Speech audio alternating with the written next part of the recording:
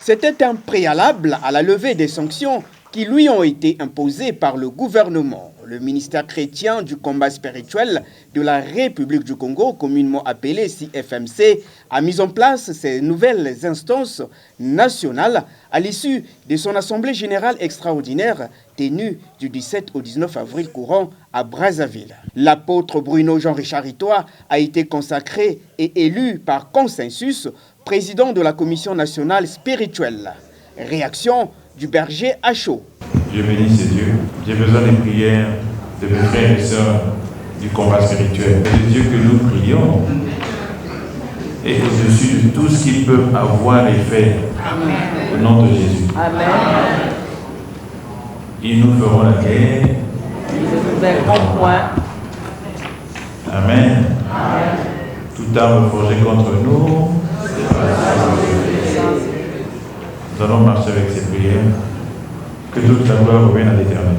L'homme de Dieu, Romial Molongo, lui prend la tête de la coordination nationale. La lourde responsabilité que je porterai dès aujourd'hui m'amènera à œuvrer pour un rendement qualitatif des composantes du ministère chrétien du combat spirituel Congo. Ensemble, vous et moi, nous travaillerons d'arrache-pied pour la pérennisation de la vision incarnée par Maman Olangi d'heureuse mémoire. Je sais que je puis également compter sur l'apport et le soutien de tous pour un rayonnement intégral de notre ministère chrétien du combat spirituel Congo. Cela dit, le travail des rebâtisseurs commence.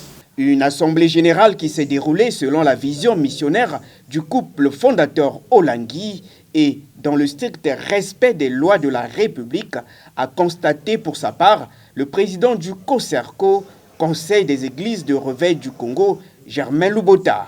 3 jours de travaux pour la renaissance de cette œuvre de Dieu au Congo.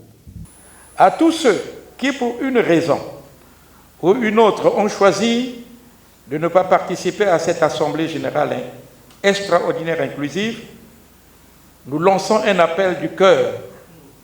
Revenez à la maison. Les bâtisseurs, comme l'indique le thème de l'Assemblée générale, sont venus de toute la République. Fini donc la crise au sein de cette organisation cultuelle qui attend désormais sa réouverture par les autorités.